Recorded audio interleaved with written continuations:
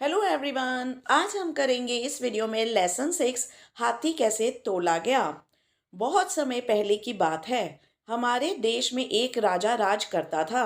प्रजा उसे बहुत चाहती थी। राजा के पास एक हाथी था जिसे वह बहुत प्यार करता था।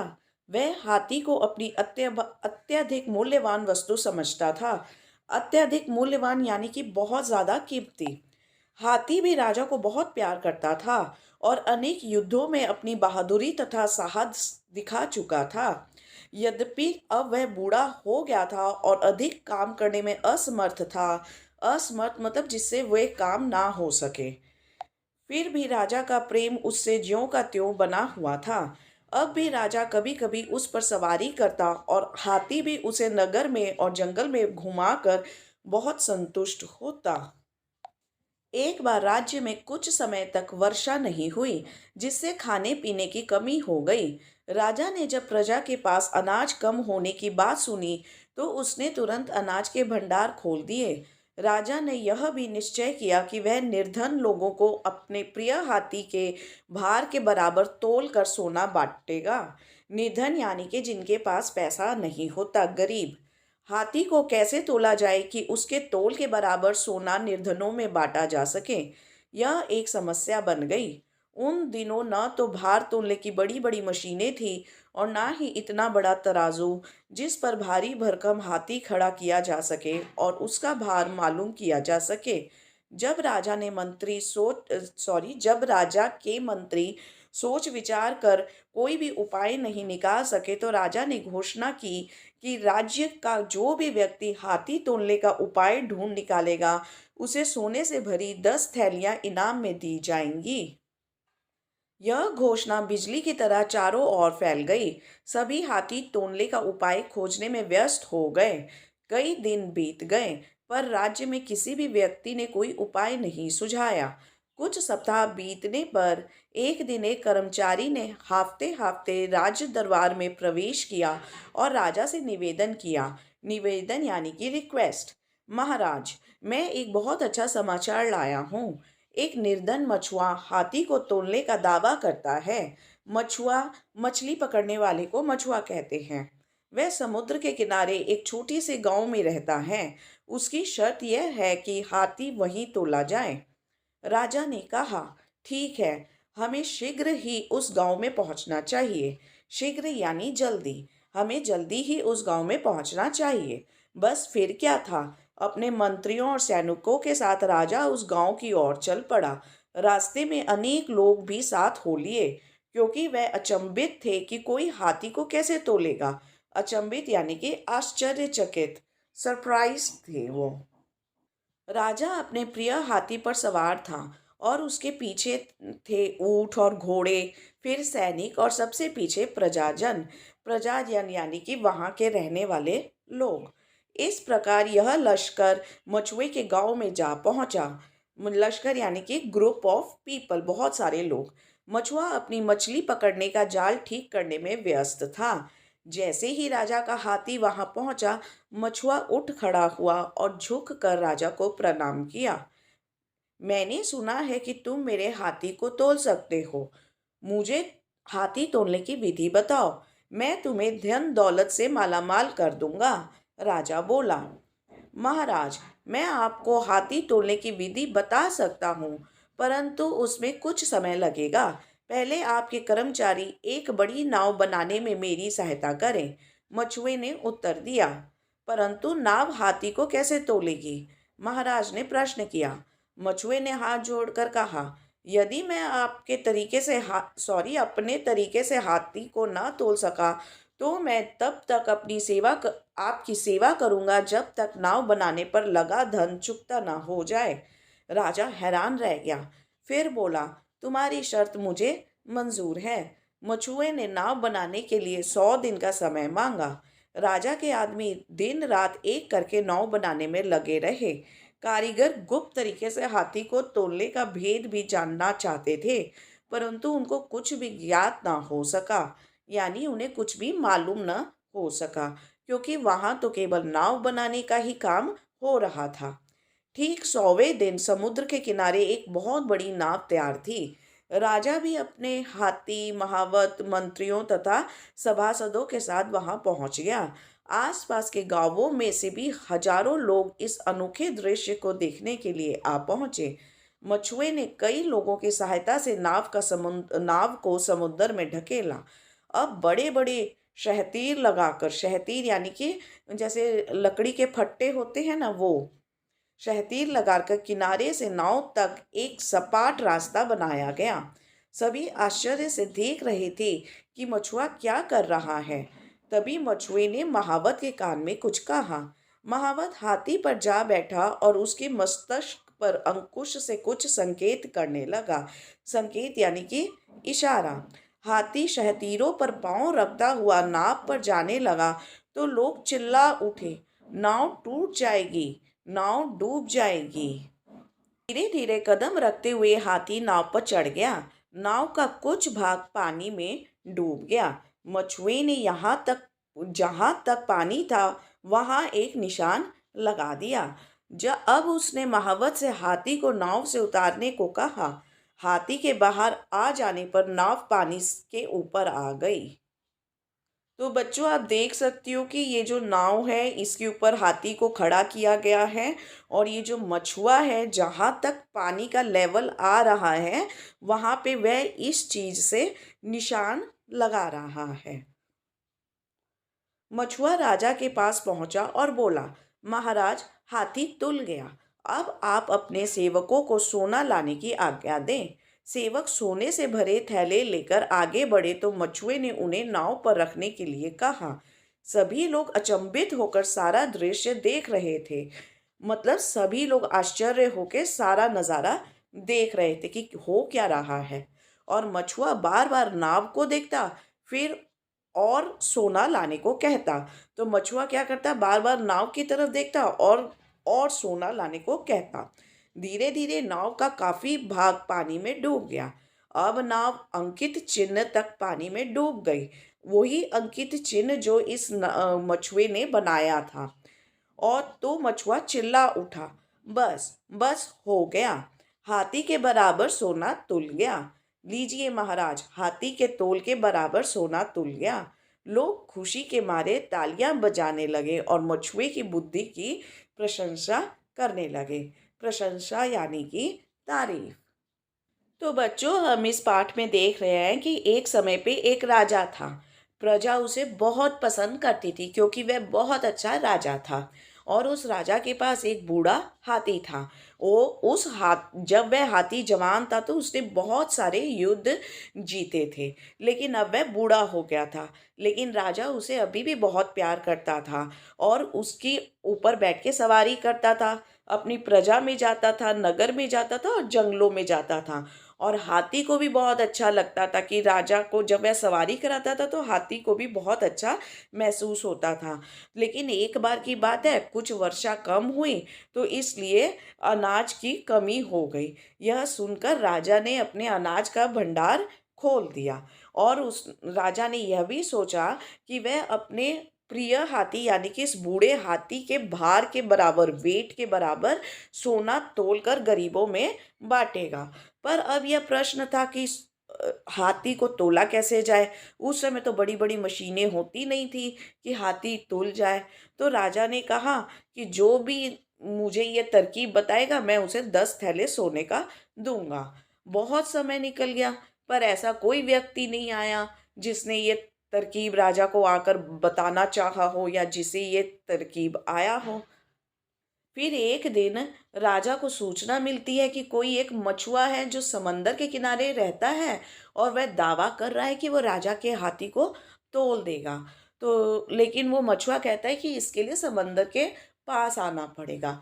तो राजा अपने दरबारियों के संग, अपने मंत्रियों के संग, हाथी, ऊंट, घोड़ों के संग वहाँ पहुँच गया और जाके उस मछुए से पूछने लगा कि तुम कैसे तोलोगे, तुम हमें अपना तरकीब बता दो तो मैं तुम्हें सोने से माला माल कर दूंगा।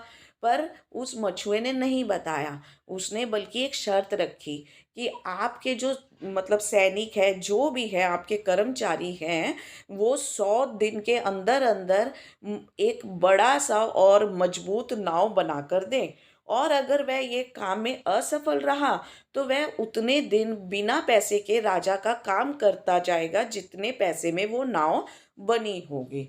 राजा मान गया। तो अब ये सारे कर्मचारी राजा के नाव बनाने में लग गए। उन्होंने पता भी लगाने का कोशिश किया कि देखें ये कैसे तोलेगा, पर नहीं, उन्हें तो कुछ पता ही नहीं चला। फिर 100वें दिन नाव बनकर तैयार हो गई। तो मछुए ने कहा कि हाथी को लेकर आया जाए। उसके लिए उसने एक लकड़ी का फट्टा भी लगाया। महाबत हाथी पे चढ़ा और जैसा कि मछुए ने उसे कहा था वह हाथी को धीरे धीरे नाव तक ले गया। लोग कहने भी लगे कि अरे नाव टूट जाएगी, पर फिर भी हाथी को ले जाया गया। और फिर इस तरह इस मछुए ने हाथी को तोला। जब हाथी को उसने नाव में खड़ा किया तो नाव थोड़ा सा पानी के अंदर गया। जितना अंदर गया तो उसने वहां पे इस तरह से निशान लगा लिया। इसके बाद मछुए ने हाथी को बाहर निकलवाया और राजा से कहा कि अपने सैनिकों से कहे कि इस खाली नाव में सोना रखे। अब सैनिक इसमें सोना रखने लगे और जैसे ही सोना रखते रखते पानी ने वापस उस निशान को छुआ, तब उस मछुए ने सोना रखवाना बंद किया और महाराज से कहा कि लीजिए, आपके हाथी का वजन निकल आया, आपका हाथी तुल गया। मछुए की इस होशियारी बुद्धिमानी को देखकर सब बहुत खुश हुए और ताली बजाने लग गए। अब हम करेंगे इस पाठ का पाठ अभ्यास। सबसे पहले हम करेंगे शब्दार्थ। मूल्यवान, कीमती। मछुआ, मछलियां पकड़ने का पेशा करने वाला। लश्कर, सेना। महावत, हाथी हाँकने वाला, मतलब कि जो हाथी को चलाता है। शहतीर, पाटन के नीचे दी जाने वाली बड़ी कड़ी। अंकुश, लोहे की छोटी नुकीली छड़। निर्धन, गरीब। अचंभित, हैरान। कारीगर, दस्तकार। सपाट, समतल। अंकित, निशान लगाना। अब हम करेंगे इस पाठ के प्रश्न उत्तर। सबसे पहला प्रश्न, राजा को अपना हाथी क्यों प्रिय था? उत्तर, राजा का हाथी अनेक युद्धों में अपनी बहादुरी तथा साहस दिखा चुका था, इसलिए राजा को अपना हाथी प्रिय था। क्वेश्चन नंबर 2, राजा ने कितना सोना निर्धन लोगों में बांटने का निश्चय किया? आंसर, राजा ने हाथी के भार के बराबर का सोना निर्धन लोगों में बांटने का निश्चय किया। क्वेश्चन नंबर 3, किस व्यक्ति ने हाथी तोलने का दावा किया? एक निर्धन मछुए ने हाथी तोलने का दावा किया। क्वेश्चन नंबर 4, मछुए ने राजा से नाव बनाने के लिए कितने दिन का समय मांगा? आंसर, मछुए ने राजा से नाव बनाने के लिए 100 दिन का समय मांगा। क्वेश्चन नंबर 5, मछुए की शर्त क्या थी? आंसर, मछुए की शर्त थी कि पहले राजा के कर्मचारी एक बड़ी नाव बनाने में मछुए की मदद करें। अब हम आगे करेंगे 4 या 5 वाक्यों में उत्तर लिखो। क्वेश्चन नंबर 1, मछुए ने हाथी को कैसे तोला? अपने शब्दों में लिखो। उत्तर, मछुए ने हाथी को तोलने से पूर्व एक नाव बनाई। कई लोगों की सहायता से नाव को समुद्र में उतारा गया। हाथी को उस नाव पर चढ़ाया गया। नाव जितनी पानी में डूब गई वहां पर निशान लगा दिया गया। फिर हाथी को नाव से उतार लिया गया। अब नाव में सोना डाला जाने लगा। डालते डालते जब सोना उसी निशान तक पहुंच गया जहां तक हाथी के भार का निशान था, इस प्रकार सोना तोला गया। क्वेश्चन नंबर 2, आजकल हाथी को कैसे तोला जा सकता है? आंसर, आजकल हाथी को तोलने के लिए बड़ी बड़ी मशीनें हैं। मशीनों पर हाथी को खड़ा करके उसे तोला जा सकता है। क्वेश्चन नंबर 3, इस कहानी से आपको क्या शिक्षा मिलती है? इस कहानी से यह शिक्षा मिलती है कि बुद्धि के बल पर प्रत्येक कार्य किया जा सकता है। बुद्धि बल श्रेष्ठ बल है, यानी कि जो बुद्धि का बल होता है, हिम्मत होता है, वह सबसे अच्छा हिम्मत होता है। आगे बढ़ते हुए हम करेंगे वाक्य पढ़ो और बताओ कि यह कहानी के अनुसार सही है या गलत। सबसे पहला, हाथी राजा को बहुत प्रिय था। सही। सभी राज दरबार के लोग हाथी तोलने का उपाय खोज कर लाए। गलत, किसी को भी उपाय नहीं मिला था। मछुआ समुद्र के किनारे रहता था। सही, राजा के आदमी दिन रात नाव बनाने में लगे रहे। सही, मछुए ने नाव को अकेले समुद्र में ढकेला।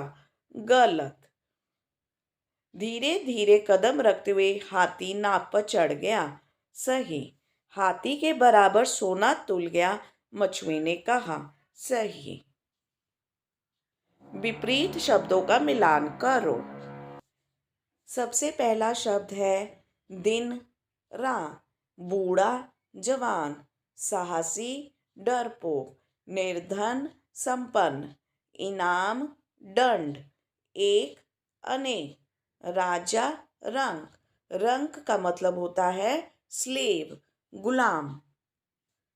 पढ़ो, समझो और लिखो। राज दरबार, राजा का दरबार। प्रजाजन, प्रजा के जन यानी लोग। अनाज भंडार, अनाज के भंडार। धन दौलत, धन और दौलत।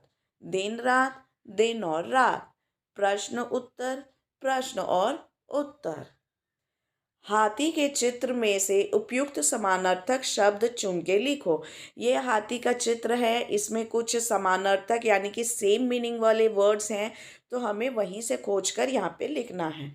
सबसे पहला, राजा नृप नरेश, हाथी गज नग, पानी अम्बु नीर, समुद्र जल्दी वारिधि। ये देखिए, वारिधि भी है, जल्दी भी है।